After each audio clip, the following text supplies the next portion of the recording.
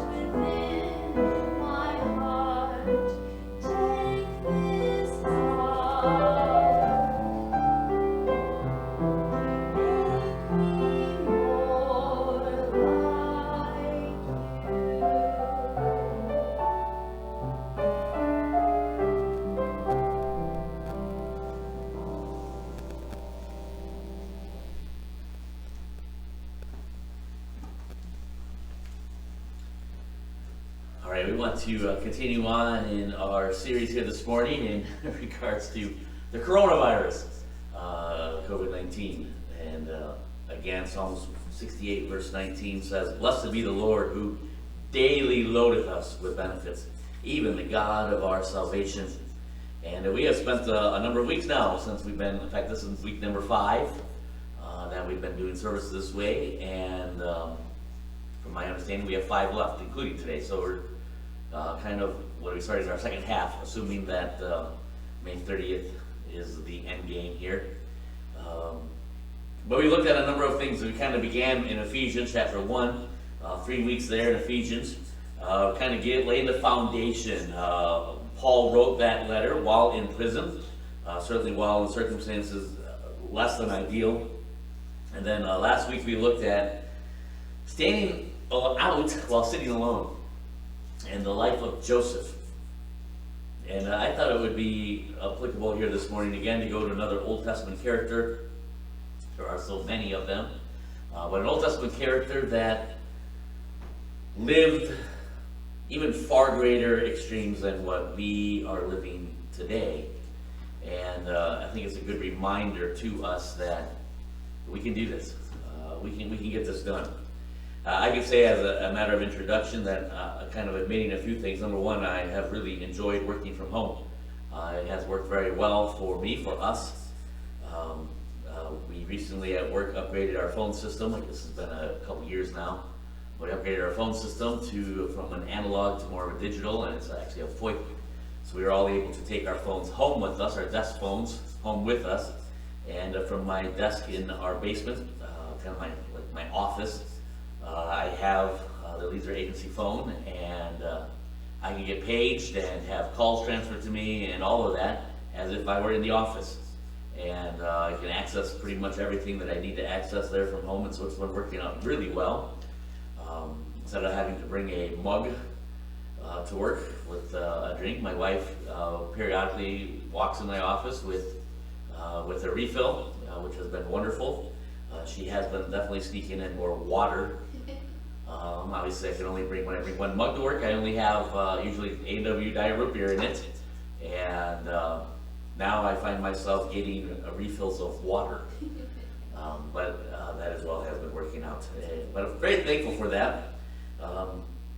As far as being home, obviously, I still have a lot of entities that I'm a part of, the fire and the police and the city council and other things that usually require evenings with meetings and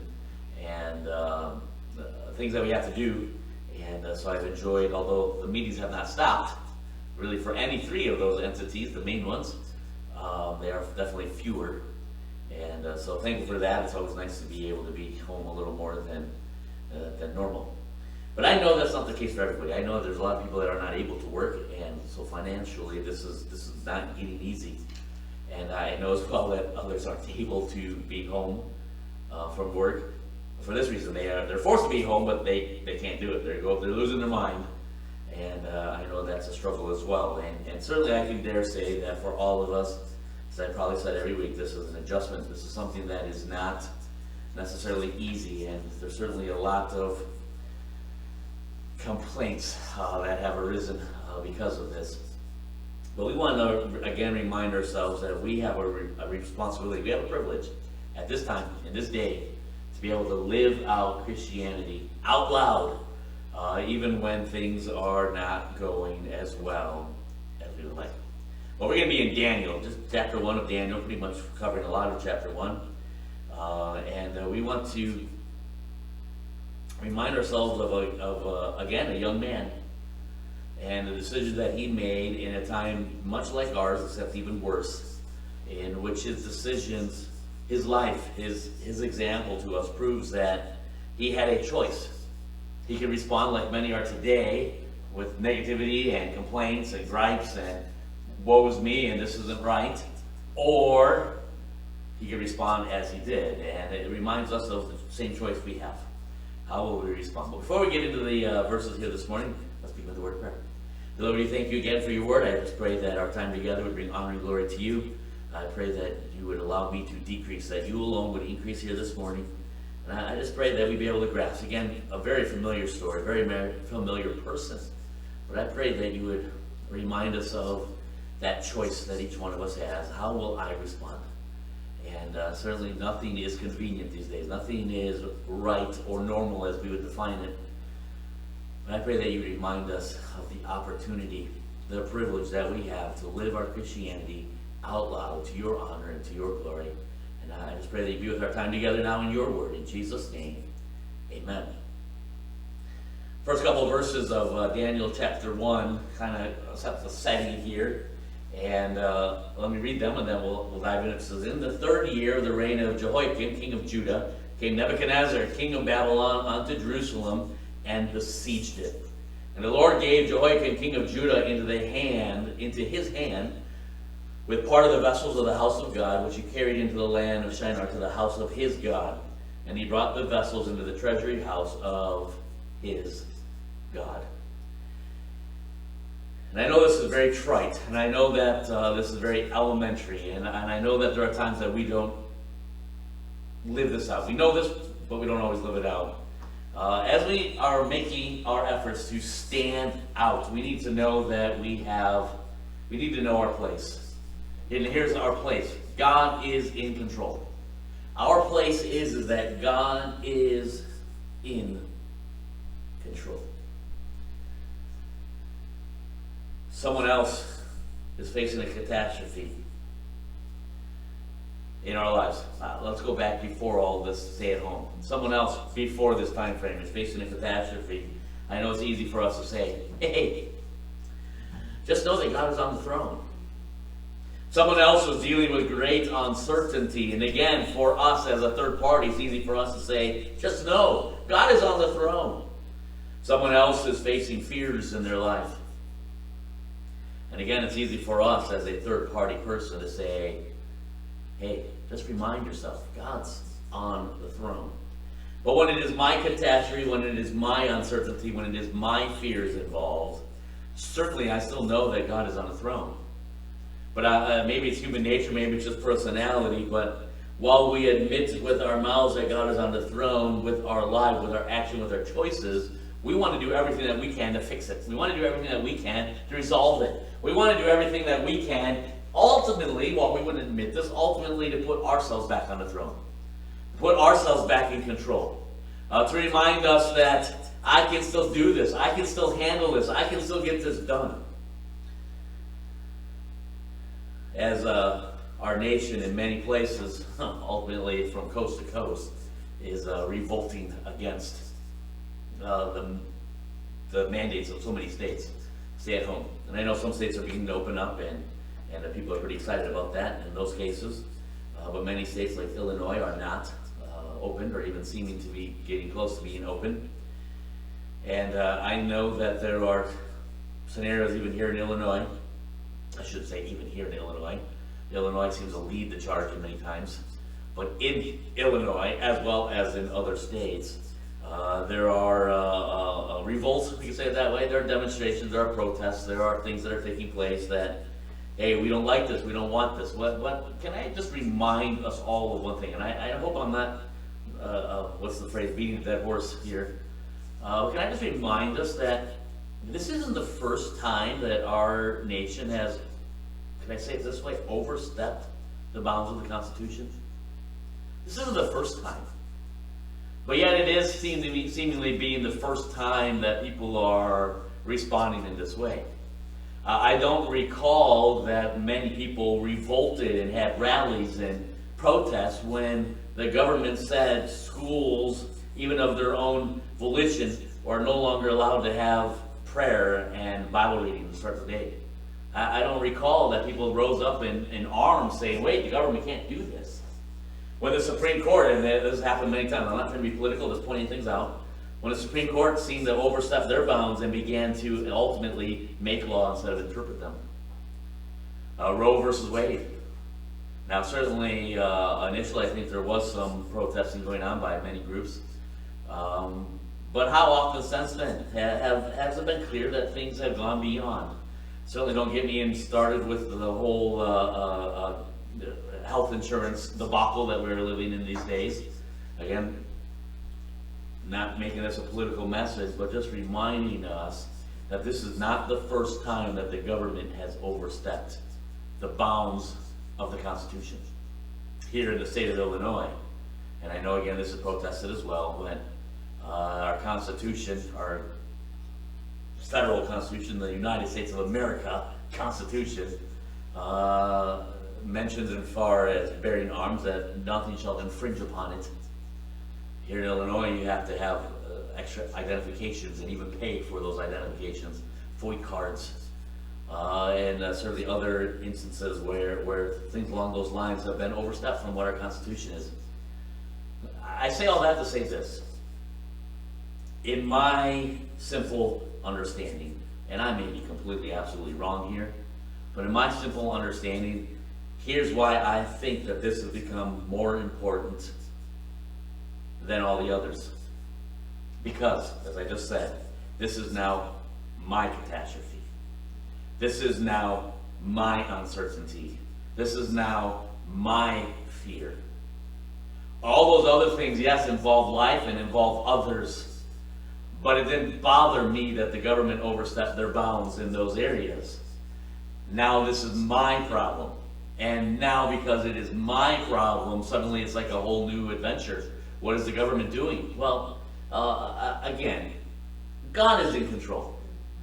This is not about a president. This is not about a governor. This is not about Democrats versus Republicans. This isn't even about what is right and what is wrong as far as the virus goes. Our God is in control. In the 3rd year of the reign of Jehoiakim, verse 1 says, king of Judah, came Nebuchadnezzar. And I want us to look at the first part of the very next verse. It says, and the Lord gave Jehoiakim, king of Judah, into his hand. Who's in control here? We have big bad king from Babylon, Nebuchadnezzar, coming back down into Jerusalem and overtaking it, overthrowing it. Who's in control? We have King Jehoiakim there in Jerusalem, seemingly, and we'll get into this a little more greater detail, but seemingly minding his own business. And suddenly, he is overthrown by a king from Babylon. Now I know Babylon is now taking over the world, and I understand that as far as history goes, that this is all part of that process of taking over the world. But at the same time, notice what verse 2 says. This is the biggest power of the known world at that time has now impacted me, so to speak. Now it's now my problem. Now this is my home that's being involved. This is my nation. This is my king. This is my land that is being taken. And it's from this powerful unit has come and now affected me in Jerusalem. But again, verse 2 begins with, and the Lord gave Jehoiakim, king of Judah, into his hands. Now, I want to give a little background because I think this will help us. If you would like, head back to 2 Kings. I think we'll get some insights into what actually is going on. 2 Kings chapter 22. First verse reminds us of, I can't say old Josiah because he was not old. 8-year-old Josiah becomes king in chapter 22 of 2 Kings. 2 Kings chapter 22, verse 1, it mentions that he is 8 years old when he becomes king and that he reigns for 31 years. We also know from chapter 22 that Josiah did that which was right in the eyes of God. Chapter 23 of 2 Kings. Despite a godly king, the people were not so godly. And we have a kind of a narrative of history here in 2 Kings chapter 23 of Josiah crying out unto the people to do what is right. But yet they kept falling deeper and deeper into idolatry. Look at verse 25 here in chapter 23. And like unto him was there no king before him, this is speaking of Josiah, that turned to the Lord with all his heart, with all his soul, with all his might, according to all the law of Moses. Neither after him arose there any like him. Josiah is living as a king in a way that nobody else has ever done. Chapter 24 then we have King Nebuchadnezzar coming into town, and let me even back up here. Verse 29 of chapter 23. The king of Egypt comes to town, and Josiah goes to battle. Obviously, this is 31 years, so he's approximately 39, 40 years old. He goes to battle against the king of Egypt, and Josiah is killed. And the 31-year legacy as king is over. Verse 30 of the last chapter, the people appoint one of Josiah's sons as king. And in verse 32, it mentions that he did that which is evil in the sight of the Lord. As we continue on then, in verses 33 and 34, the king of Egypt puts Josiah's son in bondage and carries him back to Egypt, where he would later die. Now, they're only being in reign for 3 months. The king of Egypt then appoints Josiah's other son to be king, Eliakim, and changes his name from Eliakim to Jehoiakim. And so this is setting up the stage of Daniel chapter 1. So Josiah, after 31 years, is ultimately brought to battle with the king of Egypt. His life is ended. The people of the nation appoint one of Josiah's sons as king. The king of Egypt decides, no, I don't like that one as king. He takes the king as a prisoner, takes him back to Egypt, and after only reigning for 3 months, takes him back to Egypt, and now Josiah's son is now dead. And in the same time frame, the king of Egypt has appointed one of Josiah's other sons now as king, and changed his name to Jehoiakim. And Jehoiakim, as it says in chapter 23, also did that which is evil in the sight of the Lord. 2 Kings chapter 24 mentions now Nebuchadnezzar comes to town. We're moving from the power of Egypt to the power of Babylon. And Nebuchadnezzar comes to town from Babylon. And Jehoiakim becomes a servant of the king of Babylon for 3 years. Ultimately, he becomes a yes man. Babylon is in control, but King Jehoiakim, Josiah's son, is now just a yes man. And ultimately, as the Word of God points out, he is taxing the people for Babylon. And obviously, that's not making him a great hero amongst his own people, but it's keeping him alive amongst the king of Babylon. In Jeremiah chapter 26, verses 20 through 23, it gives mention of the prophet who seemingly worked alongside of Jeremiah, who prophesied against King Jehoiakim and the wickedness of the land. The king gives word. This is kind of just to give you details of what is going on with Jehoiakim.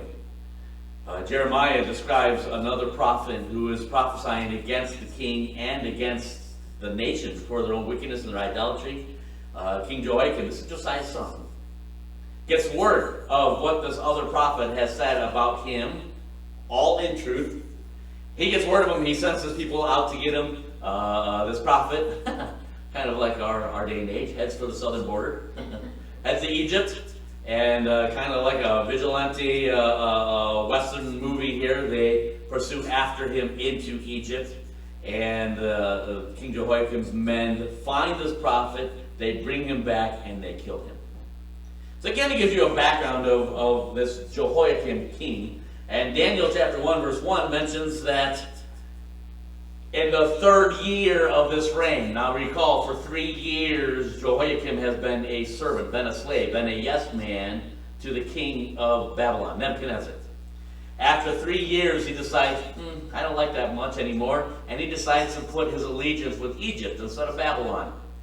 Obviously, King Nebuchadnezzar is not impressed with that idea, and as well as King Nebuchadnezzar then comes back into town to express his weight and concern, the king of Egypt is a bit concerned that their new alliance is at stake here. And so ultimately we have what is mentioned in briefly in verse 1 is ultimately what we have is one of the first world wars. Certainly not the first, certainly not the last, but what we have here is the powers of the world all gathering together almost in a center stage of Jerusalem. And in so doing, King Nebuchadnezzar makes it very clear that I'm in control and I will do as I want. Before, all he was asking for the first 3 years was their tax.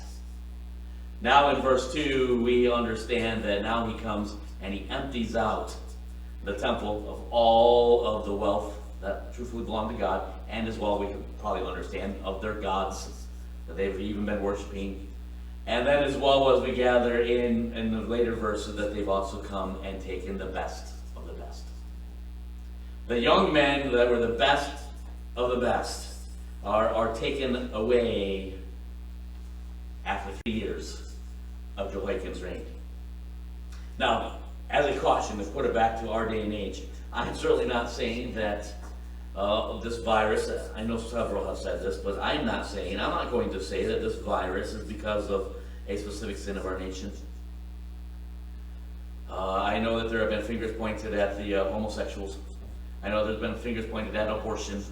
I know there's been fingers pointed at different things that, hey, this is why this is happening on. This is what is going on. And kind of forgetting that this is a worldwide. This isn't just an American thing. This is a worldwide thing. This is an illness. Again, God is still on the throne. God is still in control.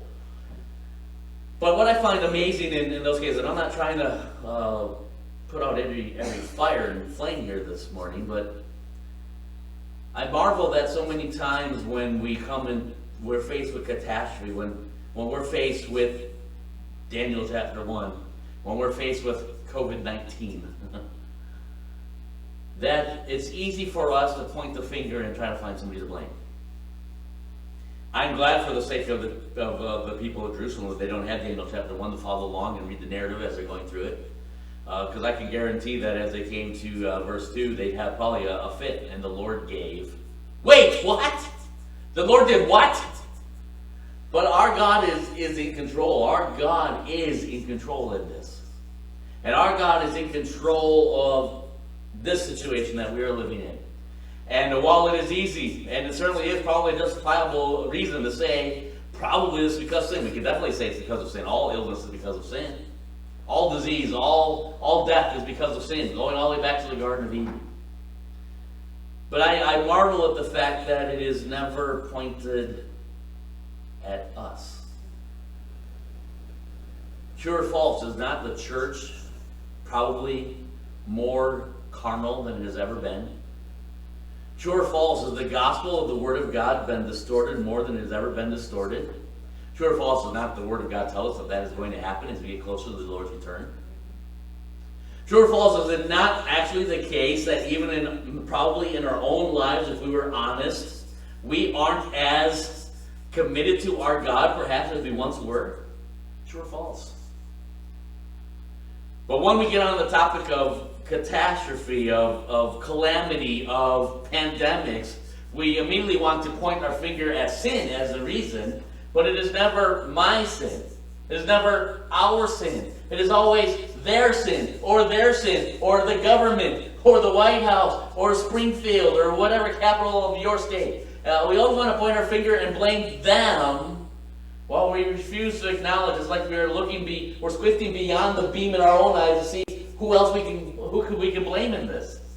And so as we look at chapter 1 of Daniel, I think there's justification of why the Lord gave. Certainly Josiah lived in such a way that nobody else had ever lived before. While the nation was not following after Josiah as they ought, even though despite Josiah's pleading with them, the truth is what came after Josiah went completely the opposite direction. And as we can know through the Old Testament, we see their attendance to God and then their rejection of God going in waves. And we also see God sending judgment corresponding with those waves. And it leads us to our opinions of today that whenever there is a calamity, that it's because of sin. And it leads us to find who's at fault. Well, can I just remind us that there are beams in our own eyes that we've got to take care of before we start pointing fingers elsewhere. And I'm not saying that this is taking that this virus, this bug, this illness is because of any specific sin, because I don't know. I don't have, what would it be for us?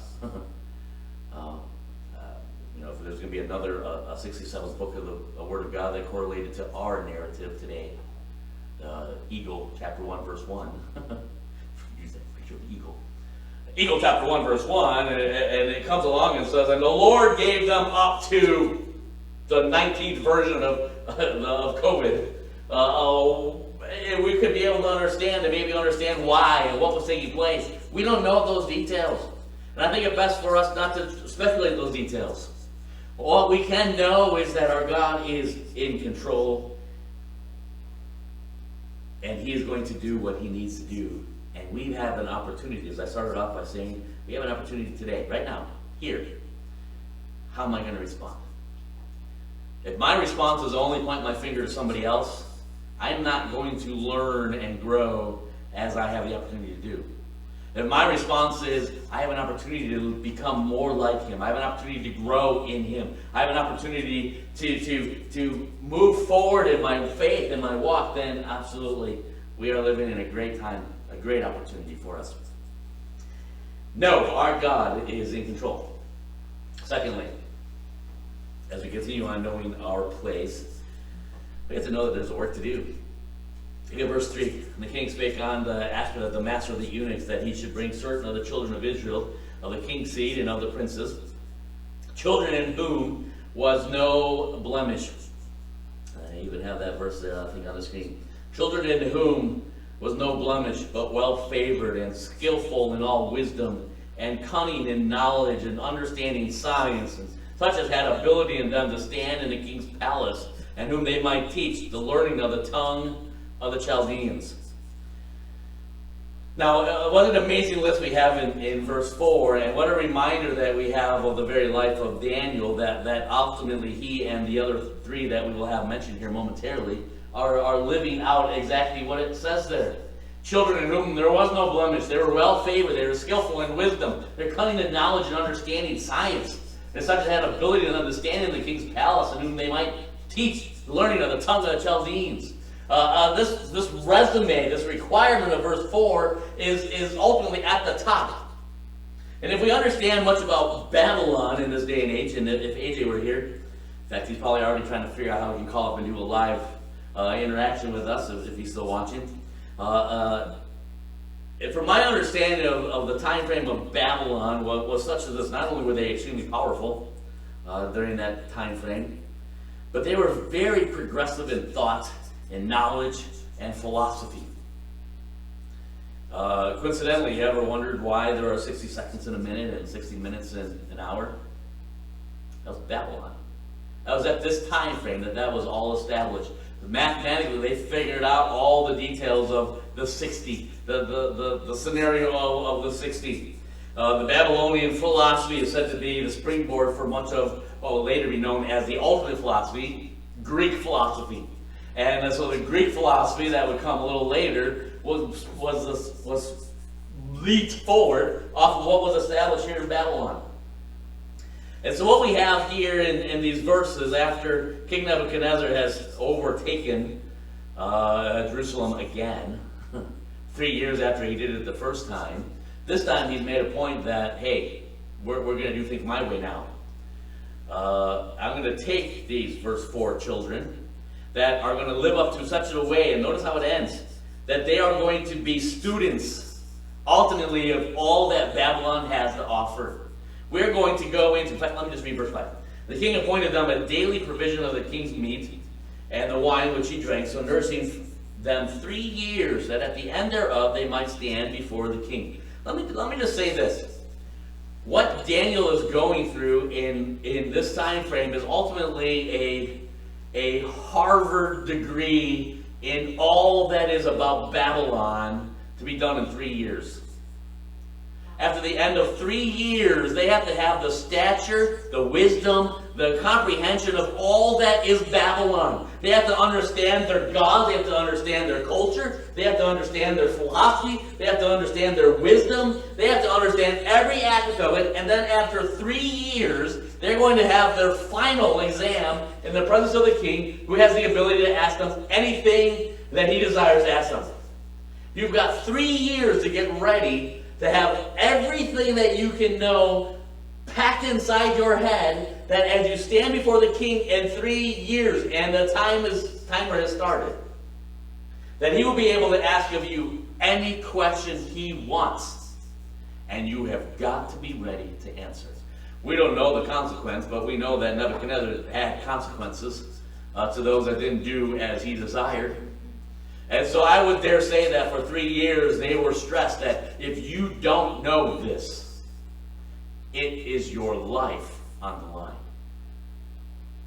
And even as we gather, the teachers, we can kind of put it, the professors are actually have their lives on the line, because if the students don't pass, it's a reflection on the professors, and it seems as though, from what we'll see here in a moment, even their life is on the line. Daniel has got 3 years to get everything that, now he's a man that fits verse 4 character, that's grown up in Jerusalem. He is one that, because Joachim has only been king for 3 years, and the king before him was only for 3 months, and the king before him was for 31 years, Josiah. So Daniel was a child who was born under the reign of Josiah. He knew what it was to serve God. He probably observed the king and his decrees about God and the importance of loving God with your heart. And seemingly it has taken root in Daniel's life, in that point that as he is chosen for verse 4, and we'll see this, and you know this about Daniel, he has such a burden for serving his God that it makes a difference in his life, even here in Babylon. But let's just say it this way. Let me put it into modern day vernacular. Here's a kid who has grown up in the Christian schools.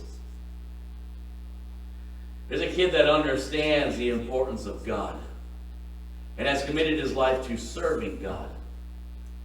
And suddenly the foreign king has come and specifically taken him, chosen him as a specimen of great wisdom. I have to say he's probably homeschooled. Yeah, of great wisdom and understand. That was a joke. Don't send your hate mail. He was a homeschooled from a Christian education background and excelled in every aspect. And the king says, I want that homeschooler right there. I'm just joking. But what we do know is that Daniel is selected with quite a resume of verse 4, and he is brought into Babylon as a captive, but as a special captive, while the rest of his classmates, all those other homeschoolers that didn't quite make it out in homeschooling, all the other of those back in Jerusalem, they're now in captivity. They're suffering. Things are not necessarily going well for them. Daniel has been chosen because of his intelligence, because of his smarts, because of his courage, because of his ability, because of who he is. And he has been selected to go to, and I can't think of anything, I don't mean to demean public education by any means, but he's been taken out of a background that he is comfortable with and put into one of the worst scenarios to learn everything that is contrary to God. To the point that you're going to be quizzed on it in 3 years. Now, if you could say that there was a scenario that couldn't get worse, I would have to say that Daniel was living that scenario. I'm being taught the importance of all the gods, all that has to do with Babylon. I'm being taught what it is that these gods' names are, what it is that they want in their worship, what it is that they're over control, what their control is. I'm being taught in the philosophies of man from Babylon. I'm being taught in all the realities of an education that is absent of a God that I love. Continuing on, we already read verse 5. The king appoints unto them a daily provision of the king's meat and of the wine which he drank. Can I just make, let me bear with me, but I think what the king is giving to them is every opportunity to succeed. They're not living like the rest of the captives. They're not having to deal with water and bread, perhaps like the rest of the captives. They are getting the best of the best. Why? Because they are the best of the best. And for the Babylonian, with their emphasis on knowledge and culture and philosophy, in order for it to succeed, you have to pass on that knowledge and culture and philosophy to the next generations. And so Daniel has been selected as ultimately what we could say, kind of filling in the blanks here, Daniel has been selected to be a future government leader. A servant of God being selected, handpicked to be a future selected government leader who has the knowledge and understanding of all that he needs to know to lead. I give Nebuchadnezzar credit for understanding how important it was to pass on to the next generation. I give him discredit in not understanding what it was he's supposed to be passing on to the next generation. Verse 6, now among these were the children of Judah, Daniel, and Hananiah, and Mishael, and Azariah, unto whom the prince of the eunuchs gave names, for he gave unto Daniel the name of Belteshazzar, and unto Hananiah of Shadrach, and Mishael of Meshach, and Azariah of Abednego. Now we all know those Shadrach, Meshach, and Abednego. Those seem to be names that we're familiar with. But let me kind of give you, I know there's different interpretations here, and if you have a study Bible, you might have a different interpretation. But let me give you kind of one of the broad interpretations here. Daniel's name in the Hebrew means God is my judge. His name is replaced with Belteshazzar, which means he is the deposit of the treasure of Bel, one of their gods. Imagine a man who grew up with an understanding of God and the importance of him, and his name literally means God is my judge. Now is being promoted as, right here is the treasurer of all of this fake God. Hananiah literally means the Lord has been gracious to me. His name is now renamed Shadrach, which means he is the inspiration of the sun. Not S-O-N, but the S-U-N. Mishael literally means he who comes from God. Meshach means he who belongs to the goddess. That's rather disturbing. He who comes from God. His name is changed to he belongs to the goddess. Azariah means the Lord is my helper. Abednego is the servant of Nego. Again, one of their other gods. So while we know them more by their Chaldean names, their Babylonian names, Shadrach, Meshach, and Abednego, I can guarantee you that these three men despised those names because it represented everything that they did not like. But notice verse 8. But Daniel did what? He revolted. He flipped cars over and burned down buildings. He protested his rights. No, what is it that he did? Daniel purposed in his heart that he would not defile himself. Daniel purposed in his heart, and we know that these other three will follow after him, but the Bible mentions Daniel. But Daniel purposed in his heart. It's almost as if Daniel is saying to these other guys that probably they become acquainted to each other now, hey, guys, we've got a purpose in our hearts that we're going to stand for what is right. We're going to remain true to our God, even in this scenario. Even in this worst case scenario, we have got to be committed that we are not going to defile ourselves. Now, if you're going to expect me to expound on wax eloquently on the advantages of Daniel's diet, just have a little graphic to throw up there. Hoping Becca has that follow with me here. If my mother-in-law is watching, this is just for her, because I know that she will like this. No vegetables. Here the king is offering them meat and wine, the best of the best. What the king would eat. The 3 or 4 of them are going to have the opportunity to do the same. Unlike what everybody else of their age is getting, who weren't selected, verse 4, who didn't have the qualities of stature and wisdom and knowledge and smarts. Everybody else is not going faring well. But these select few are getting the best of the best. They have got to succeed. Their life depends on it. They have got to be in such a position that they can learn, that they can grow, that their knowledge will increase because they have their lives on the line. In 3 years, and the clock is ticking, the king is going to ask them anything, and they've got to answer it. When Daniel replies that he doesn't want to defile himself, and he asks for a change of diet, and we know his request is a diet of vegetables.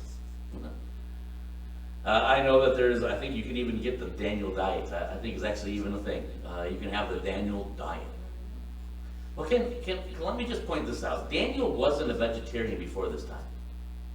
And if you jump, you don't need to, I guess you don't have to trust me. You can go to Daniel chapter 10, verse 3. And in chapter 10, verse 3, actually chapter 10, verses 1 and 2, there is something that is revealed to Daniel. We don't know what it is. And it puts him into a state of fasting. In verse 3, it says, I ate no pleasant bread, neither came flesh nor wine in my mouth, neither did I anoint myself at all, till these 3 whole weeks were fulfilled. What is Daniel pointing out in chapter 10? For 3 weeks I am not going... Now, let me back up. By chapter 10, Daniel's now done with his 3 years. In fact, by the end of chapter 1, Daniel is now done with his 3 years of education. His 3 years that began in verse 4, he's been selected for a 3-year college degree to stand before the king. By the end of chapter 1, we'll get there in a moment, it's already done. So after those 3 years, Daniel is now, well, we know from the rest of Daniel. We know who Daniel is. He's one of importance. He's one of leadership of sorts.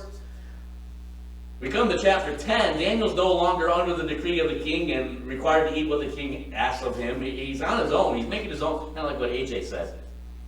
I eat, the only disadvantage is now I'm the one that's responsible for my own food. But in chapter 10, when he comes to the realization of whatever this is that has been shown to him, he fasts for 3 weeks. And it specifically says in those 3 weeks, he again will not eat meat, and he again will not eat wine, and he again will not have pleasant things, which indicates that from the end of chapter 1 until that time, or sometime in there, Daniel started eating what was the normal thing to eat in that day and age, which was available to him. And we also know that after those 3 weeks of fasting, he picked up on it again. So Daniel's diet, as is often promoted, is not the whole benefit of thou shalt only eat vegetables and not meat. That's not what this is about. In fact, what I think is amazing, that what this is actually about, is the very fact that in their understanding, the only way that one could succeed in wisdom and knowledge was to have the best diet, to have the best sleep, to have the best environment so that you might be able to succeed. And what Daniel is proving here is not the advantages of vegetables over meat. What Daniel is proving is my success is not based on that. I don't have to have this in order, can we say it this way, to succeed.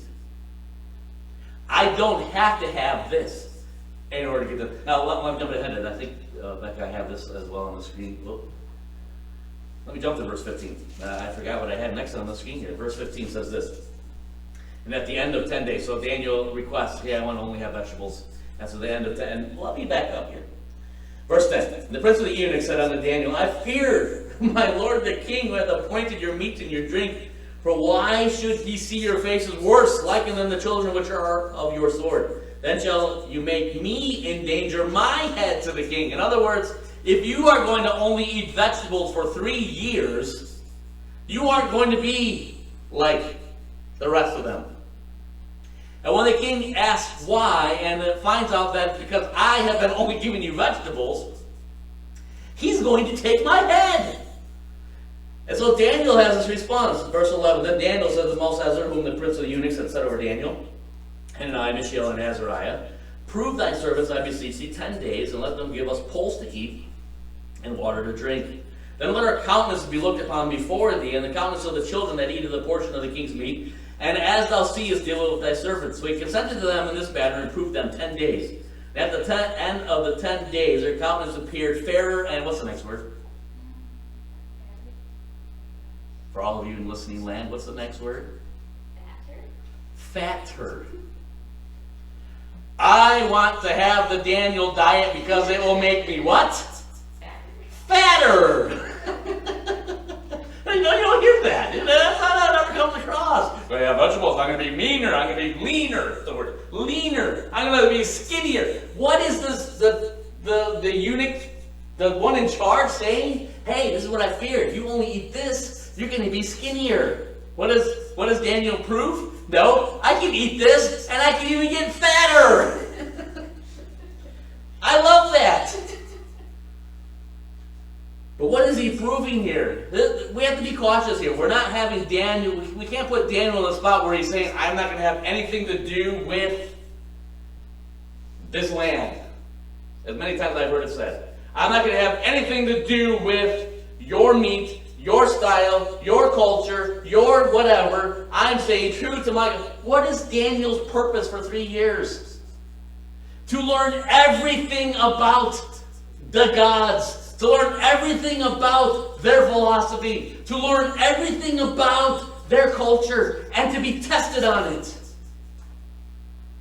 This isn't Daniel saying, I'm not going to have anything to do with this. This isn't Daniel saying, I'm only going to eat vegetables because I'm abstaining from everything that has to do with Babylon. That's not what is taking place here. What is taking place here is the king is saying, in order for you guys to be able to grasp all that you need to grasp in these 3 years, your diet has got to be very good, because your health, it depends on your ability, your knowledge depends on your health. And I'm going to give you all the benefits that you can have so that you will succeed in this. And what Daniel is pointing out is, no, I don't have to have these things in order to succeed. I don't have to do these things your way. Jeremiah, here's where I was intending on going. Let me get back here. Jeremiah, same time frame. He's back home. He sends a letter. He sends this message to those that are in captivity. We'll say this. This passage is written by Jeremiah to Daniel. He says this, now these are the words of the letter that Jeremiah the prophet sent from Jerusalem unto the residue of the elders which were carried away captives, and to the priests and to the prophets, and to all the people whom Nebuchadnezzar has carried away captive from Jerusalem to Babylon. That is Daniel, and that is his 3 friends, and that is a host of others. Verses 4 through 6. Thus saith the Lord God of hosts, the God of Israel, unto all that are carried away captives, whom I have caused, again, just like verse 2 said, God is saying, whom I have caused to be carried away from Jerusalem unto Babylon. Build ye houses, and dwell in them. Plant gardens, and eat the fruit of them. Take ye wives, and beget sons and daughters. And take wives for your sons, and give your daughters to husbands, that they may bear sons and daughters, that ye may be increased there, and not diminished. What is Jeremiah telling the people that are captives? Don't live in seclusion, and mourn, and frustrate, and revolt, and just lose your minds about your scenario. What he's telling them is this, and I'm not trying to get into this do as you want scenario, do what seems right in your own eyes, but what Jeremiah is telling them is this: hey, move on with life. Move forward with life. This is an opportunity for you not to stop your life, to move on with it. And at the very end of, in fact, I think I have this verse 32, it's not on the screen, I don't believe. Jeremiah mentions one particular person who is not getting the point. So therefore, thus saith the Lord, behold, I will punish Shemaiah of Nehelamite and his seed, and he shall not have a man to dwell among his people, neither shall he behold the good that I will do for my people, saith the Lord, because he has taught rebellion against the Lord. Ultimately, what is Jeremiah is saying here to Daniel, you're not where you are wanting to be. You are not in the culture that you love. You are not able to worship the God that you love. Don't lose sight of life now. Eat, drink, get married, have children, move forward. Increase in size. I don't think he means belt size, but increase in size. And then he mentions specifically, here's one guy that's not doing this. Here's one guy that is revolting. Here's one guy that has been taken captive, and he's saying, this isn't fair! Jeremiah says, God's going to strike him down. I find that fascinating. From the mouths of Jeremiah to those that are in Daniel's shoe. This isn't about find what you don't like and complain about it. This is about, hey, this is where you are now. Move forward with God. Move forward. Don't grow smaller, grow bigger.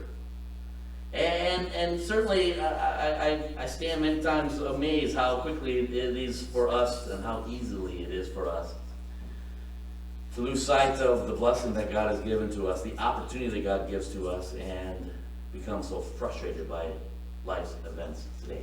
Jeremiah is saying to us today, don't allow this to set you back. Don't allow this to go into rebellion against God. Move forward. Move forward. Live for Him. Grow. What I find fascinating, and I know this is not the ideal scenario, and I'm trying to avoid being political, but sometimes I can't help it. What I find fascinating is I would dare say that of all the revolts that happened this last week throughout the nation, I would dare say every one of them already cashed their government check. Does the government have the ability, technically, and the constitutional ability, the constitutional position to just issue checks to the citizens of the nation? I don't see it there. Not saying that they broke the Constitution, but it's not a requirement. We didn't mind that overreach. Where's my check? I need fuel for my car so I can drive to Chicago so I can have a revolt. You know, we have to be reminded that our God is in control, and there's a work for us to do. We have we have to do this. We have to move forward. We have to give Him the glory. It's not the ideal. Daniel wasn't in the ideal. He was in actually the worst scenario.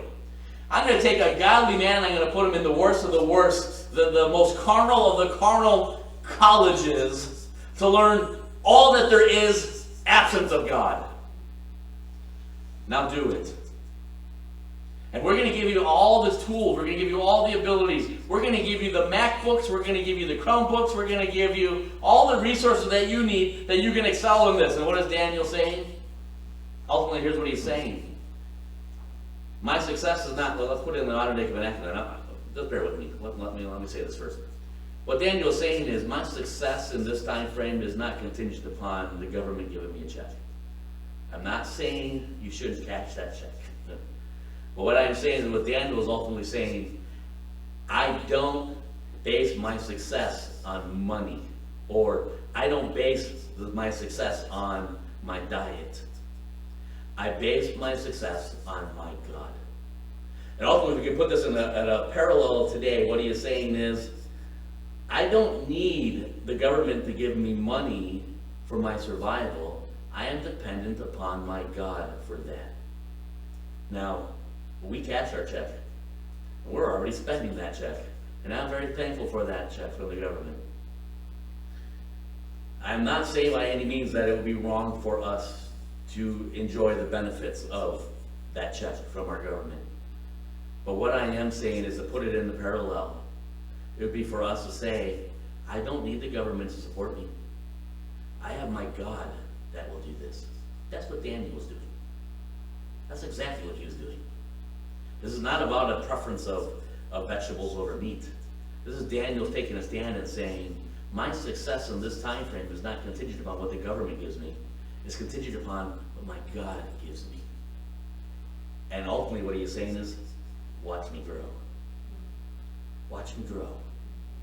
Just dependent upon my God. It doesn't make sense. It humanly doesn't make sense. How does somebody that's only eating vegetables get fatter? The guy that's feeding him, the cook is saying, what are you doing to me? You're going to make me lose my life? You're going to make me lose my head? You can't do this? You can't do this to me? Hopefully what he said. You can't do this to me. Daniel says, give me just 10 days. Watch me grow. Watch me do this. Lastly, I know I'm late, and I intended on being late for this last point, so it's going to be short. We need to know our place. There is excellence that needs to be pursued. This time frame that we're living in today does not remove the reason for excellence in all that we do. Everybody else is griping, doesn't give us the opportunity to gripe. Everybody else is revolting, doesn't give us the reason to revolt. Everybody else is complaining, doesn't give us a reason to complain. There's excellence for us still to be pursuing, and it can still be pursued right now. But look at verse 17. But again, I think I have that on the screen there. As for these 4 children, God gave them knowledge and skill in all learning and wisdom, and Daniel had understanding in all visions and dreams. Well, what ultimately is being said in verse 17? After 3 years, Daniel's done it. Now at the end of the days that the king had said he should bring them in. So after 3 years, and the prince of the eunuch brought them in before Nebuchadnezzar, and the king communed with them, and among them all was found none like Daniel, Hananiah, Mishael, and Azariah.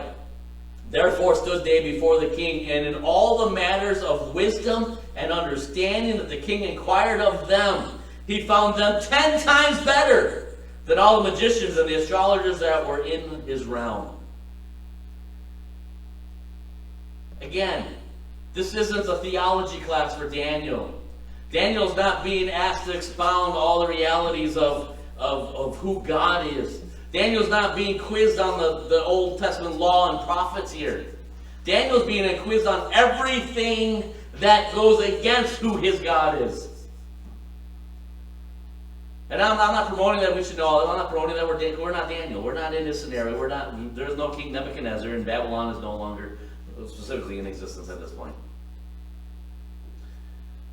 But what we see is that the task that Daniel had, ultimately exactly what Jeremiah told him to do, Daniel did. And he excelled. 10 times that of anybody else. 10 times. There's excellence. There's a bar.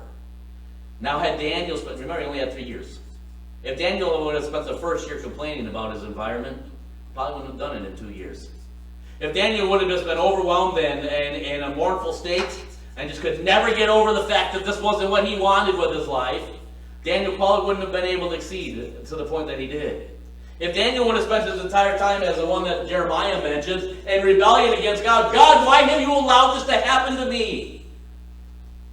This would not have been Daniel's testimony. But Daniel proved that he could do it in his circumstance, in his environment, in the least of the least, in what shouldn't have ever happened to him in the first place. He was a man of great integrity. He was a man of great courage. He was a man of great intelligence. This is not where he should have been.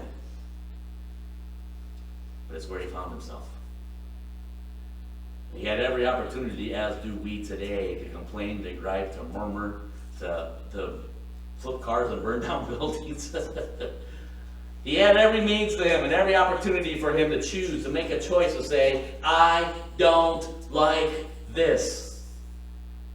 I can guarantee you there was nothing now of his education in the last 3 years that Daniel thought, oh, I could take this somewhere. I can guarantee you that there was nothing in the last 3 years of Daniel's education that he thought, there's a philosophy I never thought about before. That's interesting. No, this is nothing that Daniel is longing to learn.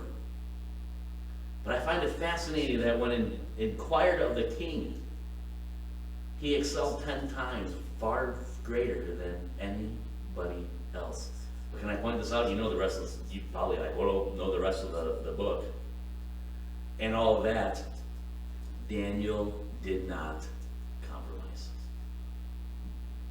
In all of that, and we know what comes later, Daniel still held true to his God. He was 10 times smarter than even the teachers. Ultimately, what's being said? Here we have the teachers. The king inquires of these 4 men, and all 4 of them are smarter now than their teachers. But it's not because they accepted it, and not because they've learned and grown and their mind has been changed and brought over to the other side, so to speak. We know from the rest of the book that Daniel and his 4 friends are willing to sacrifice their lives for their God. No compromise was involved, but they excelled at what they were given before them. I trust that we can do the same. We just need to know our place. We need to know that God is in control. We need to know that there is a work for us to do, and we know that in that work there is an excellence that must be pursued. This scenario is no different as far as to the extreme than Daniel's. Daniel's far worse than ours, just like Joseph's last week. Daniel's far worse scenario than what we have. Daniel would have mocked at our complaining today. You guys have seen nothing. But Daniel had a choice. I can complain. I can be like the guy that Jeremiah says he's going to be struck down because he's rebelling against God, and he's complaining. He's not seeing the blessings of God in his life and what God has given him. Or Jeremiah says, the rest of you, here's what you should do instead. Move forward. Move forward. You're like, make a choice that I'm going to serve my God right here, right now. Not the ideal, not the best, actually the worst. I have to learn these things that I don't want to have to learn. I'm going to be quizzed on these things that I don't even agree with. But Jeremiah says, move forward. Grow. And Daniel says, watch me. Watch me get fat on vegetables. Watch me learn 10 times faster than the others on vegetables. It makes no human sense. Because the element that's there for Daniel is God. And if you serve the same God today, our response should be such that it doesn't make sense. But I'm going to pursue excellence. right now for my God. Let's pray. Lord, we thank you again for who you are. I thank you for the reminder from Daniel. Thank you for examples of men that have gone before us who were just like us. They literally, figuratively, so to speak, put their pants on just like we do. I just pray that you would remind us of the choice that we have today. The choice that we have in knowing our place, knowing our responsibility, knowing our work, being able to pursue with excellence, not just griping and complaining and frustrated. Seeing the opportunity that lies before us, to be able to excel, to move forward, to grow in who you are, to use this opportunity. Hopefully it's not going to be 3 years.